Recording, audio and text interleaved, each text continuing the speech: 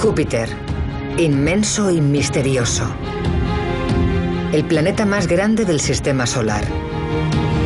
Hecho casi enteramente de gas, este violento mundo de vientos de casi 644 kilómetros por hora y tormentas del doble de tamaño que la Tierra también puede constituir el modelo de cómo se formaron los planetas. Y en una de las 4 lunas más grandes de Júpiter puede que se encuentre la respuesta a la pregunta más importante de todas. Bajo estas vastas planchas de hielo, la humanidad por fin podría descubrir si existe vida alienígena. Las misiones espaciales de vanguardia están desentrañando los secretos de este enigmático gigante.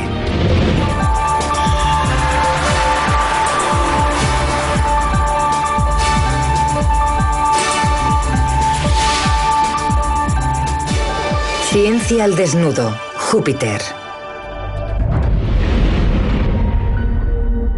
En los últimos 50 años, las misiones espaciales nos han revelado mundos que nunca imaginamos que existían.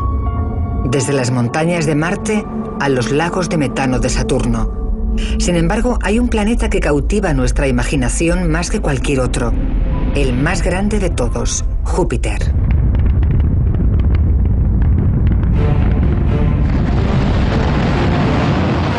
La mayor parte de lo que sabemos de Júpiter se lo debemos a una misión, Galileo, que viajó a bordo del transbordador espacial Atlantis en 1989. Cada nuevo hallazgo que efectúa profundiza nuestro... y también puede descubrir pruebas de cómo se formó el propio sistema solar.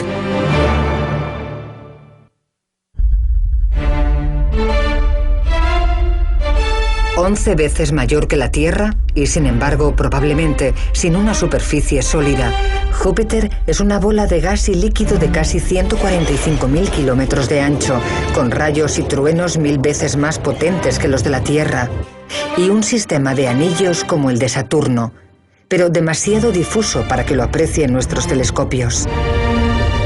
El gran punto rojo es una gigantesca tormenta con vientos de 400 kilómetros por hora, tan grande que podría engullir un planeta el triple de grande que la Tierra. 63 lunas orbitan en torno a Júpiter. La misión Galileo estudió 4 de ellas: Io, Europa, Ganímedes y Calisto. Cada una de ellas constituiría por separado un magnífico objetivo para una misión espacial. Los científicos esperaban encontrar mundos inertes y sin vida a 804 millones de kilómetros del Sol. Io, la luna más cercana a Júpiter, es ligeramente mayor que la luna de la Tierra. Pero Io no es inerte ni mucho menos. Enormes fumarolas de dióxido de azufre se elevan a cientos de kilómetros hacia el espacio. Tiene una superficie muy peculiar, de tonos rojos y amarillos. La han apodado la luna de pizza. Ganímedes, la luna más grande, es un mundo de cicatrices y nieve fangosa helada. Y Europa es la más misteriosa de todas. Bajo su gélida superficie puede ocultarse un océano líquido.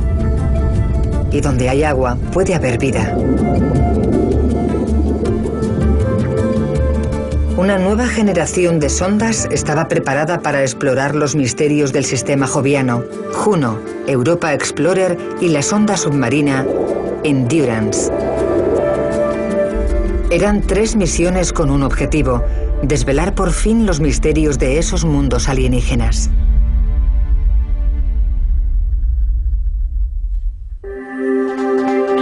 Antes de la Galileo, las misiones previas solo pudieron observar desde lejos. En los años 70 y a principios de los 80, el Pioneer y el Voyager nos ofrecieron atisbos tentadores de Júpiter y sus lunas, pero plantearon más preguntas de las que respondieron. ¿Cómo se formó Júpiter? ¿Qué generan sus tremendas tormentas? ¿Por qué sus lunas son tan activas geológicamente?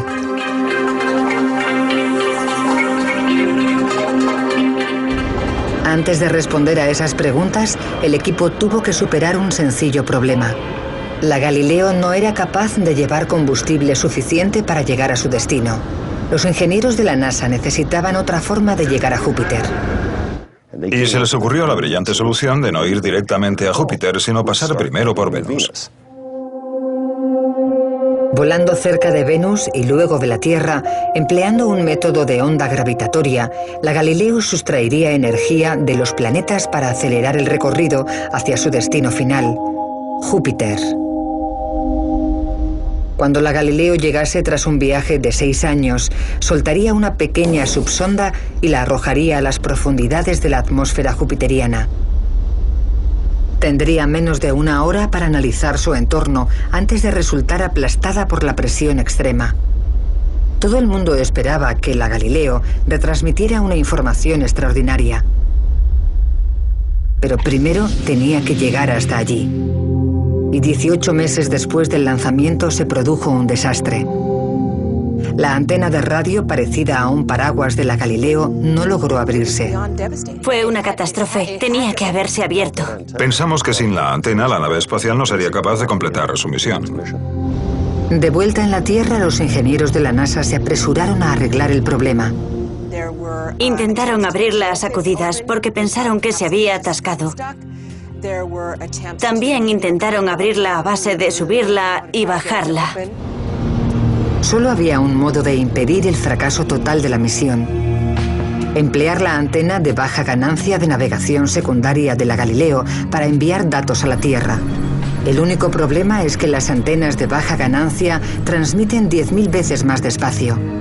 Y solo un pequeño porcentaje de los datos que recogiera la Galileo llegarían a la Tierra.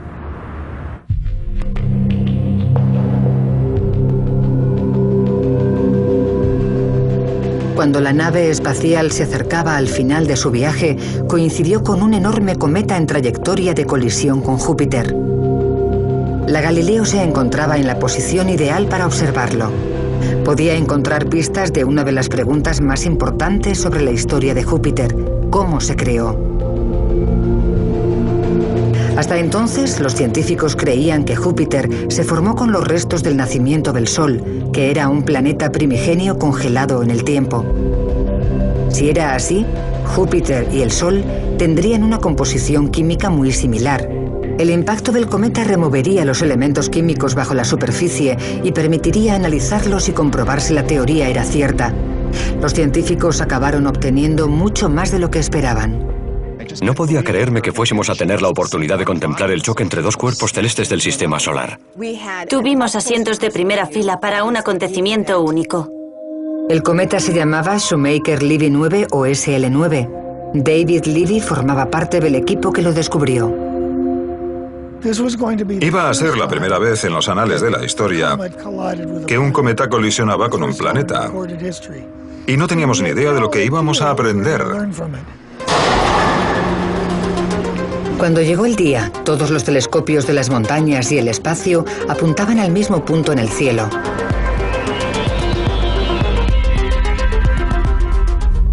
Cuando el cometa se acerca, la enorme gravedad de Júpiter lo destroza en pedazos.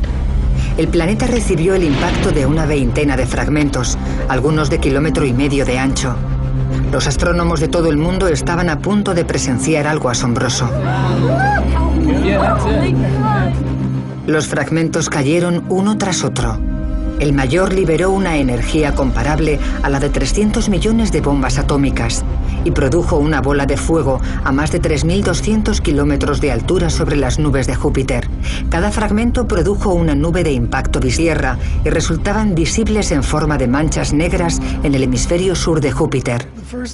Lo primero que vimos después de cada impacto fue la fumarola de polvo y gas que captaron la sonda Galileo y el telescopio espacial Hubble.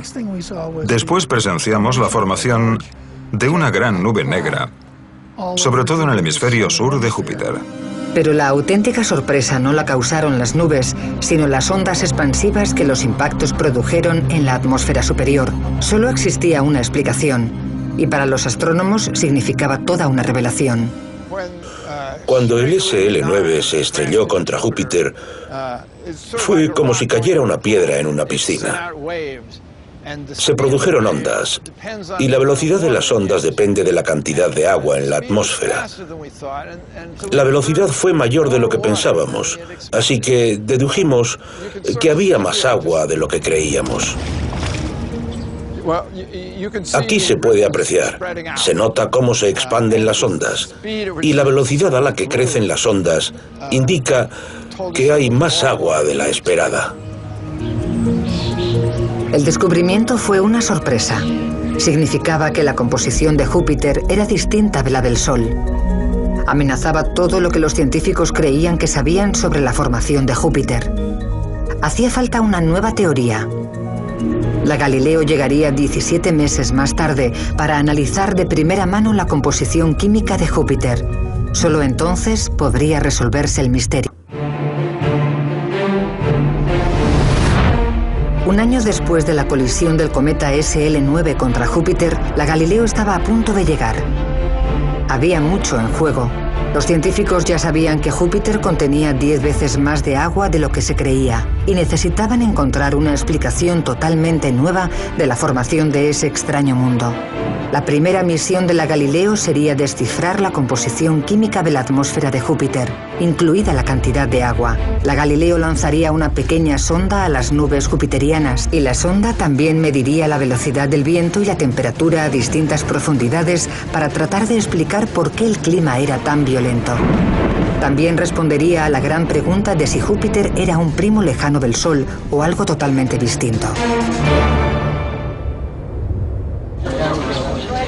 El control de la misión detonó los 3 cerrojos explosivos y la pequeña sonda se separó de la Galileo. Su objetivo era penetrar en la atmósfera de Júpiter. Con la sonda de camino, la Galileo arrancó sus motores y cambió de trayectoria para situarse en órbita en torno a Júpiter. Las imágenes que tomaría serían 2000 veces más detalladas que cualquier otra imagen anterior.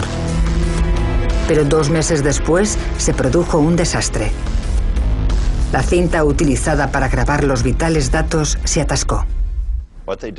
Descubrieron que si la grabadora se movía demasiado rápido, la cinta acababa calentándose y se atascaba. Así que reorganizamos la misión para usar la grabadora a baja velocidad, con lo cual se captarían menos datos. Y si a eso le añadimos la limitación de la antena, la cantidad de datos y su velocidad de envío a la Tierra quedó muy afectada. El mal funcionamiento de la grabadora fue un golpe amargo. 5 meses después del lanzamiento de la sonda de la Galileo, el aparato estaba a punto de penetrar en la atmósfera de Júpiter para medir su agua y otros elementos.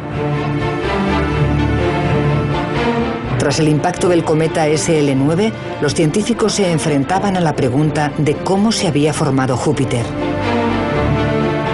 Tal vez la diminuta sonda podría proporcionarles la respuesta que aguardaban. La sonda tenía que entrar en la atmósfera jupiteriana en un ángulo exacto. Si se inclinaba demasiado, se quemaría. Y si se inclinaba demasiado poco, se hundiría como una piedra en el agua. Todo estaba calculado para que entrase en el ángulo exacto. Iba provista de un gran escudo de calor que la protegía. Hubo instantes de mucha tensión presenciando la penetración de la sonda.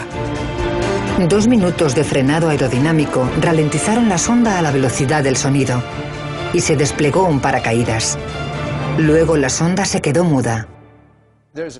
Hay un periodo tras lanzar la sonda en el que no se pueden recibir señales de radio de la sonda a causa del tremendo calor que se genera cuando penetra en la atmósfera. A medida que la sonda descendía lentamente 200 kilómetros de atmósfera, recogía datos que enviaba primero a la Galileo y desde allí a la Tierra. Trató de medir todos los componentes químicos de Júpiter para saber de qué estaba hecho. El azufre, los gases nobles, neón, argón o criptón, qué cantidad había de cada uno y si había agua. Mientras la sonda atravesaba la atmósfera jupiteriana, los científicos estaban convencidos de que encontrarían la capa de vapor de agua que reveló el cometa y que constituiría una pista vital sobre el origen del planeta. Yo incluso me atreví a predecirlo en una convención científica y aposté $10 a todos los asistentes a que la sonda encontraba cierta cantidad de agua. Pero en lugar de agua, la sonda flotaba entre gases etéreos. Había caído en una corriente hacia abajo, una zona seca entre nubes. ¿Dónde estaba el agua que esperaban encontrar? Júpiter debía tener tanto zonas secas como húmedas. Esto no era lo que se esperaban.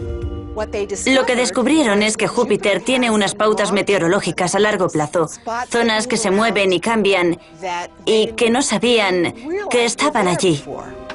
El equipo de la Galileo contuvo la respiración. La prueba continuaba hundiéndose a mayor profundidad, pero seguía sin haber rastro de agua. Menos de una hora de grabación de datos estaba a punto de provocar una revolución en la comprensión de la formación de nuestro sistema solar.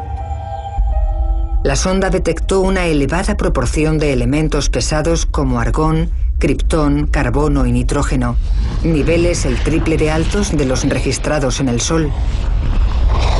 Son elementos que solo se condensan a temperaturas extremadamente bajas, temperaturas más bajas que las registradas en la posición de entonces de Júpiter. Nos enteramos de que la atmósfera de Júpiter estaba compuesta por elementos químicos presentes en materias muy frías del sistema solar exterior. Para los astrónomos, el descubrimiento fue un bombazo. La presencia de esos elementos significaba que Júpiter se formó de manera distinta que el Sol. Esa pequeña sonda, en una sola pasada, nos demostró que nuestras ideas sobre la formación de planetas estaban equivocadas.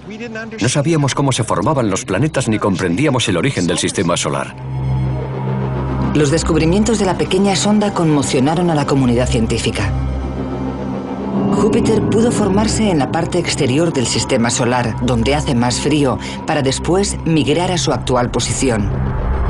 O tal vez fueron cometas o asteroides los que llevaron el agua hasta allí. Tras 58 minutos y antes de aclarar las preguntas, la sonda volvió a quedarse muda al arder en la atmósfera interior de Júpiter.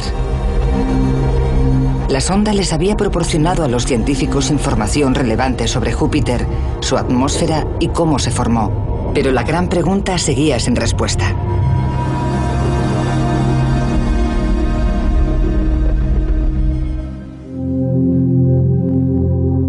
En 2011, una nueva misión, Juno, tratará de encontrar la respuesta. Volará más cerca de Júpiter y recabará más datos que nunca.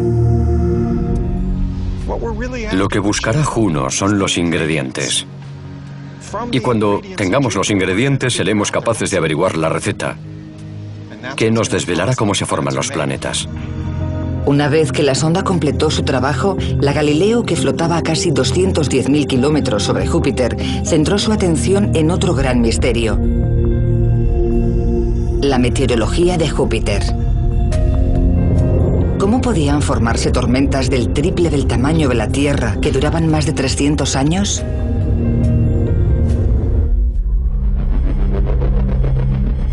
El clima de Júpiter es un remolino de nubes giratorias, tormentas eléctricas y enormes vórtices parecidos a huracanes. Para el equipo de la Galileo era un misterio. En la Tierra, el clima similar está generado por el calor del Sol, pero Júpiter está a casi 805 millones de kilómetros, con lo cual tiene que existir otra fuente de energía. Su rasgo más famoso es el Gran Punto Rojo, una tormenta cuyas nubes se elevan a 8 kilómetros de altura sobre la atmósfera y se desploman sobre la sopa química que tienen debajo. El gran punto es rojo por los elementos químicos que hay atrapados en su centro, que es un horno de luz ultravioleta que los ha teñido de rojo. Los astrónomos han estado observando el Gran Punto Rojo desde hace al menos 300 años. En la Tierra, las mayores tormentas solo duran unas 2 semanas. ¿De dónde saca la energía la mayor tormenta del sistema solar, 3 veces más ancha que la Tierra, para durar varios siglos? Los científicos creen que la respuesta podría estar en las tormentas menores. Para resolver el misterio, habían planeado grabar el Gran Punto Rojo y otras tormentas menores en acción. El equipo de la Galileo esperaba que si comprendía la mecánica de esos sistemas meteorológicos tan violentos, podría encontrar su fuente de energía. Con la antena de alta ganancia averiada, esa solución no era posible.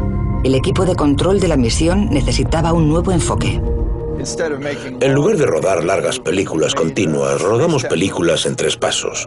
Observábamos el punto rojo, volvíamos unas horas después y lo observábamos de nuevo. Era una película en 3 pasos en lugar de una película continua. La Galileo llegó a una zona turbulenta de pequeños puntos blancos causados por lo que creían que era convección, aire que se eleva rápidamente. Necesitaban encontrar la prueba de si eran tormentas. Y tenían que encontrar otro de los rasgos más característicos de Júpiter. Relámpagos 100 veces más potentes que los de la Tierra. Pero solo eran visibles de noche. Júpiter es 11 veces mayor que la Tierra.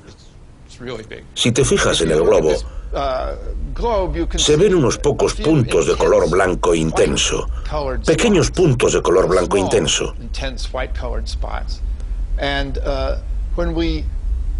Y cuando das la vuelta y observas el lado nocturno, en los puntos blancos había relámpagos. Con lo cual, identificamos dónde se producen las tormentas. Tras identificar las tormentas, el siguiente paso era averiguar si los pequeños puntos blancos podían hacerse mayores. La Galileo se encontraba en la posición adecuada en el momento adecuado. Había unos óvalos blancos que se formaron en la década de 1930. 3 en total, que llevaban 60 años formados cuando de repente 2 de ellos se fusionaron. La Galileo vio cómo se fusionaban 2 óvalos para formar una tormenta más poderosa. 2 años después, el tercer óvalo también se fusionó, formando una gran tormenta en forma de cinturón bajo el gran punto rojo. Y para entonces se había ido tiñendo de color rojo y se parecía al gran punto rojo, aunque no era tan grande. Se le apodó el Punto Rojo Junior y la observación de su nacimiento podía ayudar a resolver el misterio de dónde obtenían la energía las grandes tormentas.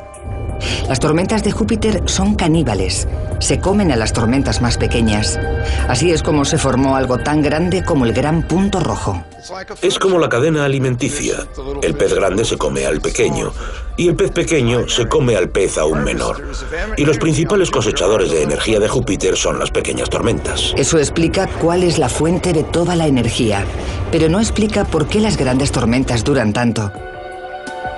Las condiciones en Júpiter son tan turbulentas que las tormentas deberían acabar explotando. En la Tierra, los vórtices como los tornados pronto se extinguen, pero en Júpiter duran 12 años. Es el planeta que gira más rápido del sistema solar. Gira 22 veces más deprisa que la Tierra. Irónicamente, el científico John Arnold cree que el motivo de la estabilidad de las tormentas de Júpiter es su rápido giro. En los sistemas que rotan muy deprisa pueden durar mucho tiempo. Es sorprendente porque pensamos que deberían hacerse trizas, pero nunca lo hacen. Esas misiones nos han demostrado que son sistemas muy coherentes y estables. Cuando 2 tintes de distinto color se mezclan en un frasco de agua giratorio, los resultados son asombrosos. Al principio parece que van a mezclarse, pero no se mezclan. En su lugar, se generan 2 vórtices a gran escala que, como verán, durarán mucho tiempo y serán muy coherentes. Esa es la idea de los sistemas de rotación de fluidos. Cuando se trata de mezclarlos o de destruirlos, lo que se consigue es una estructura de gran escala similar a la del gran punto rojo.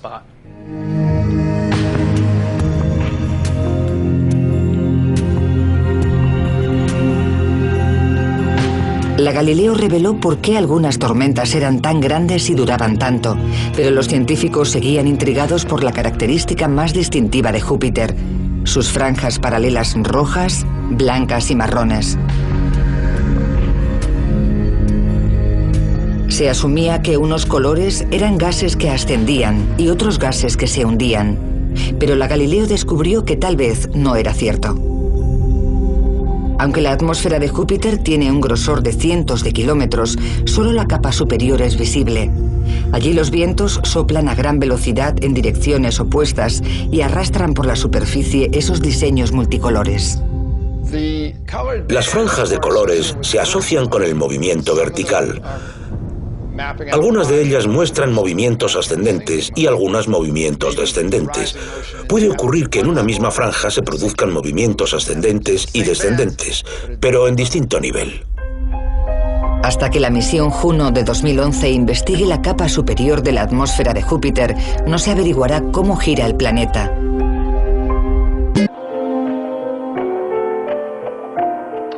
El transbordador Juno orbitará en torno a Júpiter 32 veces y cada órbita durará 11 días. Las órbitas pasarán por los polos norte y sur de Júpiter y variarán de longitud en cada recorrido para escanear una nueva sección del planeta. La misión Juno trazará por primera vez el mapa completo de la atmósfera jupiteriana hasta una profundidad de 563 kilómetros. Puede que los inmensos sistemas meteorológicos de Júpiter revelen por fin sus secretos. Los científicos ya saben que la rápida rotación del planeta es lo que mantiene las tormentas de larga duración de Júpiter. Pero lo más importante es que también impulsa su fuerza más poderosa, su campo magnético. Podremos estudiar ese sistema y compararlo con lo que ocurre en la Tierra y aprender un montón de cosas que también nos ayudarán a comprender mejor nuestro planeta. El campo magnético de la Tierra está generado por el movimiento giratorio del hierro fundido alrededor del núcleo. Júpiter está hecho de gas, pero en su núcleo el hidrógeno está tan comprimido que actúa como un metal líquido. El campo magnético de la Tierra se crea en lo más profundo del planeta, donde las presiones son tan grandes que el hidrógeno de Júpiter se ha transformado en metal. Se comporta como un metal, se mueve alrededor y genera corrientes. Y las corrientes se manifiestan en forma de campo magnético que rodea el planeta. El hidrógeno metálico que gira en torno al núcleo de Júpiter crea un campo magnético increíblemente potente en torno al planeta. Se extiende por el sistema solar hasta llegar más allá de Saturno y mantiene bajo su influjo partículas cargadas y gases. Es un campo enorme, entre 50 y 100 veces mayor que el diámetro de Júpiter, y el viento solar arrastra su cola hasta la órbita de Saturno. El campo magnético de Júpiter es el mayor objeto del sistema solar. Si lo pudiésemos ver desde la Tierra a simple vista, sería más grande que nuestra Luna. También es lo bastante fuerte como para desviar el flujo constante de azufre que emiten los volcanes de la Luna más cercana a Júpiter, Io. Ese material también se canaliza hacia los polos de Júpiter, creando una espectacular exhibición de luces. Al igual que la Tierra, Júpiter tiene luces del norte y del sur que se llaman auroras. La misión Juno analizará por primera vez las partículas cargadas y los campos magnéticos que dan origen a esos espectáculos de luz. Volaremos muy cerca, penetraremos en los cinturones de radiación y rodearemos el planeta. Atravesaremos volando las partículas cargadas que bombardean e iluminan la atmósfera con la aurora boreal.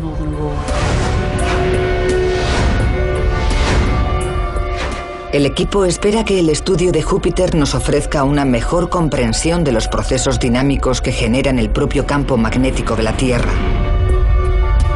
Pero el sistema joviano tiene otros secretos que ofrecer. Sus lunas no son frías e inactivas, sino mundos dinámicos que pueden encerrar la respuesta a la mayor pregunta de todas: ¿hay vida más allá de la Tierra?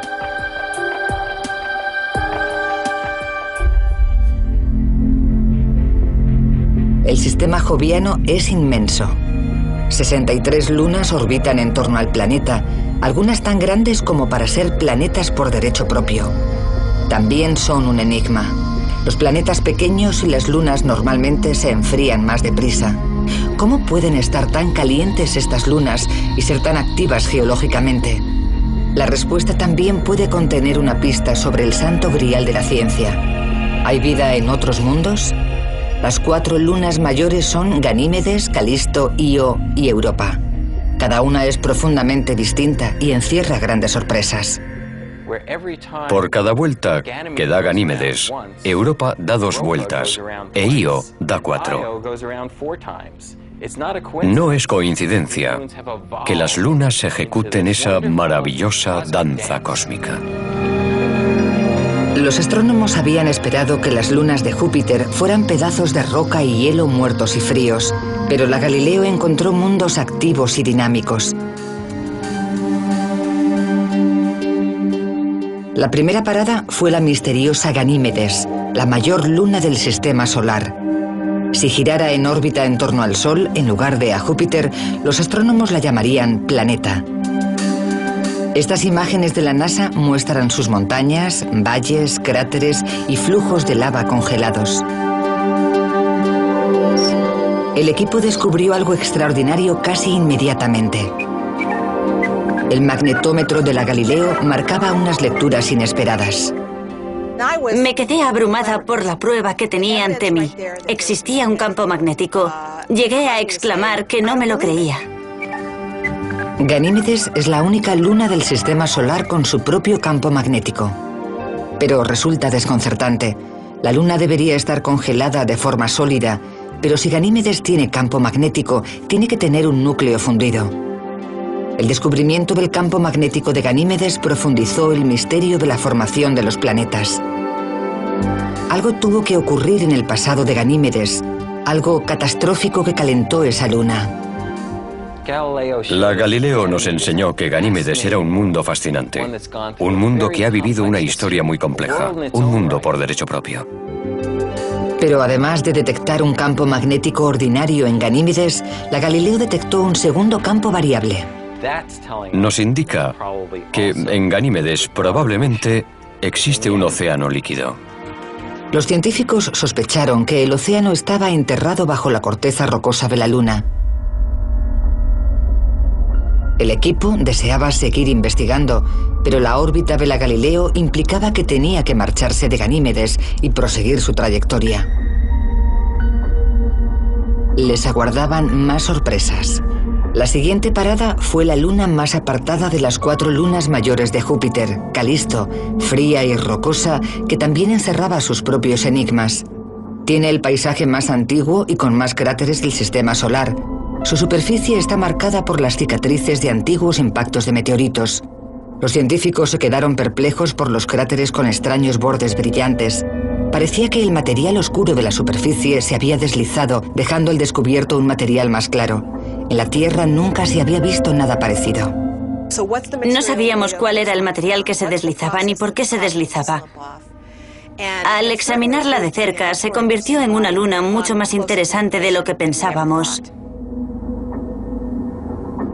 Aunque su superficie es gélida y está a casi 173 grados centígrados bajo cero, los datos de la Galileo sugerían que, al igual que Ganímedes, Calisto no podía estar congelada. Se detectó un campo magnético muy débil que indicaba que también podía haber un océano.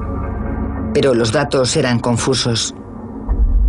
Otros instrumentos a bordo de la Galileo sugerían que más de 200 kilómetros bajo su superficie, Calisto estaba hecho de una mezcla de roca, metal y hielo hasta llegar a su núcleo. Era otro misterio. La teoría más aceptada sobre la formación de lunas y planetas dice que deberían calentarse cuando el material del que están hechos se junta por primera vez. Entonces el calor debería separar la roca del hielo, pero lo raro es que en Calisto no había ocurrido así. Significaba que en realidad nunca se había calentado. Pero ¿cómo se crea una luna tan grande si no se calienta? Todavía no comprendemos lo que es Calisto.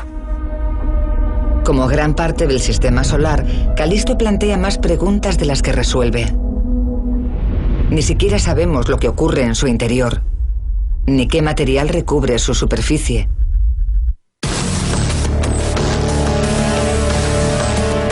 La historia de la siguiente luna de Júpiter es igual de rara. Io es del mismo tamaño de nuestra luna y es la luna más cercana a Júpiter de sus 4 grandes lunas.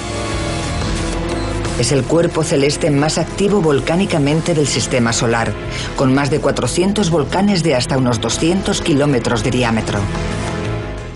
Sería extraordinario que pudiésemos contemplar la superficie de Io a vista de pájaro. Sus fumarolas tienen cientos de kilómetros de altura. Tiene enormes lagos de lava burbujeante y flujos de lava ardiente. Su superficie es muy extraña y tiene los mismos colores que una pizza de pepperoni. Los volcanes reconfiguran constantemente la superficie de Io. Las imágenes de la Galileo eran totalmente distintas de las enviadas por el Voyager 20 años antes. ¿Cómo puede cambiar tan dramáticamente un paisaje en tan corto espacio de tiempo? Los enormes cráteres aparecen y desaparecen. La causa de su desaparición parece ser las enormes fumarolas de gases ricos en azufre que se elevan a unos 322 kilómetros sobre la superficie. Concluimos que eran las fumarolas las que depositaban finos materiales sobre la superficie y acababan borrando los cráteres a lo largo del tiempo. Pero al igual que las demás lunas de Júpiter, encierra otro misterio mayor. Tanta actividad volcánica exige una gran cantidad de calor. Pero ¿de dónde procede? Io, que está a casi 805 millones de kilómetros del Sol, debería estar muy fría, pero claramente no lo está. ¿Podría ser la respuesta a la gravedad? El campo gravitatorio de Júpiter mantiene a Io en órbita, pero a medida que se mueve cruza la trayectoria de las otras lunas, cuya gravedad empuja a Io en dirección opuesta. Eso distorsiona la forma de Io, y esa distorsión genera el calor. Cuando las grandes lunas de Júpiter orbitan en torno al planeta, las empujan, tiran de ellas y las aplastan a lo largo de su recorrido. Y eso genera fricción, calor, que provoca el derretimiento de las rocas del interior de Io, que a su vez dan energía a sus volcanes. Esa energía provoca mareas en Io, igual que la Luna provoca mareas en los mares de la Tierra. Solo que en Io lo que se eleva es toda la superficie, a una altura de más de 91 metros. ¿Se imagina lo que pasaría en la Tierra, aquí en Los Ángeles, si la corteza del planeta se elevase 91 metros? Fue un descubrimiento asombroso. Un mundo conformado por fuerzas tan violentas que pueden elevar su superficie como un chicle. Sin embargo, por asombroso que parezca, Io no es la luna más extraña de todas las lunas de Júpiter. La siguiente luna en el recorrido de la Galileo era Europa. Su superficie está recubierta de extrañas formas geológicas y pistas paralelas que cortan el hielo. Es un mundo helado con un secreto extraordinario. ¿Podría contener los ingredientes de la vida?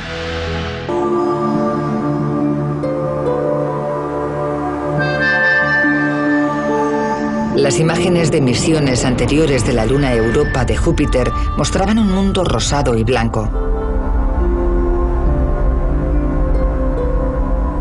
Pero la Galileo encontró menos cráteres de meteorito de lo esperado, lo que significaba que algo borraba los cráteres tras su formación. Como la superficie de Europa es de hielo, los científicos pensaron que podía haber pozos de agua subterránea. La luna era tan intrigante que el equipo quiso estudiarla mejor, pero para ello tendrían que permanecer allí más tiempo del previsto. El programa original preveía 3 pasadas alrededor de la luna Europa, pero lo que se encontró resultó tan interesante que se alargó la misión para volver a pasar varias veces más. La primera labor de la Galileo consistía en obtener imágenes más detalladas de la Luna. El objetivo era averiguar lo activa que es la superficie de Europa y si los procesos que borran los cráteres son veloces o glacialmente lentos. El equipo asumía que los cambios requerían miles de millones de años, pero enseguida cambió de opinión. Oí como cada vez que lo discutían, la edad de la superficie de Europa disminuía. Primero dijeron que tenía un par de miles de millones de años, en la siguiente pasada le calcularon unos 100.000 años, y en el siguiente vuelo tuvieron que reconocer que tal vez seguía en activo. Mientras medía el campo magnético de Europa, la Galileo desentrañó otro misterio. Cuando la Luna orbita en torno a Júpiter, su campo magnético cambia. Europa debe tener una capa conductora que permite que el campo magnético de Júpiter la atraviese. Solo hay una cosa que puede producir ese efecto, y es una gran sorpresa para el equipo de la Galileo. Interpretamos esas señales y concluimos que las producía un océano global bajo la superficie de hielo. Los científicos creyeron que el océano de Europa era enorme, Cubría todo el planeta y tenía una profundidad de casi 161 kilómetros, lo que lo convertía en la mayor superficie de agua del sistema solar. Si era cierto, el equipo tenía que enfrentarse a un problema fundamental. La temperatura de la superficie de Europa puede alcanzar los 93 grados bajo cero. ¿Por qué no se congela un océano tan lejos del Sol? Los astrónomos pensaron que el motivo era el mismo que produce los volcanes en Io. La gravedad de Júpiter expande y encoge la Luna, generando calor en su interior. Y ese calor mantiene la superficie en constante movimiento. Eso también explicaría algunos rasgos inusuales de Europa. Las imágenes de la Galileo mostraban riscos que cruzaban la superficie de Europa. Eran accidentes geográficos extraños que surcaban la superficie normalmente en parejas y con longitudes de hasta 1000 kilómetros. Esto es un risco con una depresión en medio y otro risco. Son accidentes geográficos muy raros que no tienen equivalente en la Tierra. Al principio, los riscos resultaban desconcertantes, pero a los investigadores pronto se les ocurrió una solución. El científico planetario Bob Papalardo reproduce el efecto en el laboratorio con bloques de hielo. Cuando Europa es flexionada por la gravedad de Júpiter, su superficie se comba, se resquebraja y fractura el hielo. Cuando lo exprimen y lo doblan, el hielo se desliza hacia adelante y hacia atrás por esas fracturas. Y cuando los bloques se mueven, uno junto a otro, pueden producir calor. Ese calor puede calentar el hielo a cada lado del bloque y el hielo calentado se eleva formando los extraños riscos que observamos. Son las huellas que parecen atravesar la tundra de Europa. La Galileo descubrió un mundo en constante movimiento con pruebas de la existencia de calor oculto bajo el hielo. Los flujos de material a la superficie demostraban la posibilidad de volcanes de hielo o géiseres. Unas manchas marrones rojizas se extendían por el hielo en las zonas donde se han abierto grietas y ha emergido material salado del interior. En la superficie de Europa se observaban pozos, manchas y cúpulas que podían estar relacionadas con la ascensión de masas de hielo cálido que se mueven por la corteza como lámparas de lava. El calor del interior de la Luna podía incluso producir surtidores hidrotérmicos en el mar.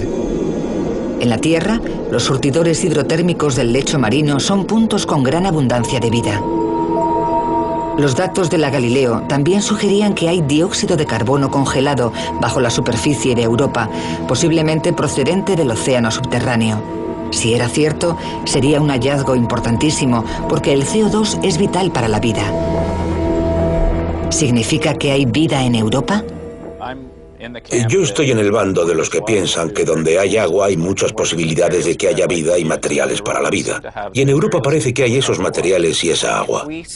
Si buscamos y encontramos vida en el mar de Europa, sería un gran salto hacia la comprensión de si estamos solos en el universo o puede haber vida en otra parte. La búsqueda de vida es un cebo irresistible. Los científicos están desesperados por volver a Europa y a finales de la próxima década esperan lanzar una vanguardista misión para que orbite en torno a esa luna. El Europa Explorer dará los primeros pasos para responder a la mayor pregunta de todas. ¿Hay vida en otros mundos? Analizará el hielo de la superficie de Europa, así como su estructura, y buscará lugares por los que poder acceder algún día a su océano subterráneo. La principal herramienta del Explorer es el radar. Proporcionará a los científicos un mapa tridimensional de la corteza de Europa y revelará el grosor de esa capa de hielo. Sabremos a qué profundidad está el mar bajo la superficie, si es un mar global, lo hondo que es y lo gruesa que es la capa del océano. Son preguntas cruciales. Una vez que los científicos sepan lo grueso que es el hielo, el siguiente paso será averiguar cómo atravesarlo, lo que implicará una misión completamente nueva. Una sonda que no solo orbitará en torno a Europa, sino que aterrizará y explorará su océano subterráneo. El Endurance ya está trabajando en la Antártida. Es un submarino robotizado. el primero de una nueva generación de sondas submarinas que también pueden funcionar bajo el hielo. El objetivo es crear un vehículo que no necesite instrucciones desde casa. El Endurance tendrá que tomar decisiones él solo.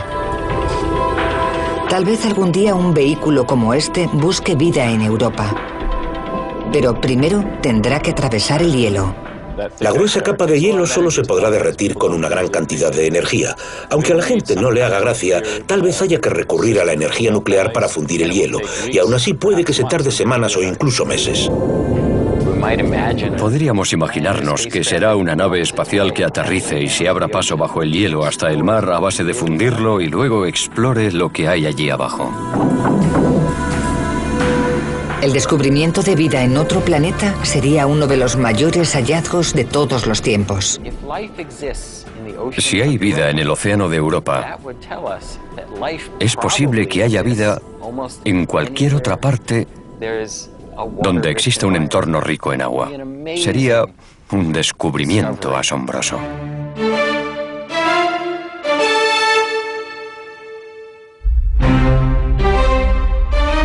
Júpiter y sus lunas ya han transformado nuestra comprensión de nuestro lugar en el sistema solar. Ahora, las nuevas misiones a Europa tal vez confirmen por fin que la vida en la Tierra no es única. Y si hay vida en dos mundos, ¿por qué no en muchos más? Puede que Júpiter y sus lunas nos den la esperanza de encontrar no solo vida, sino también inteligencia entre las estrellas.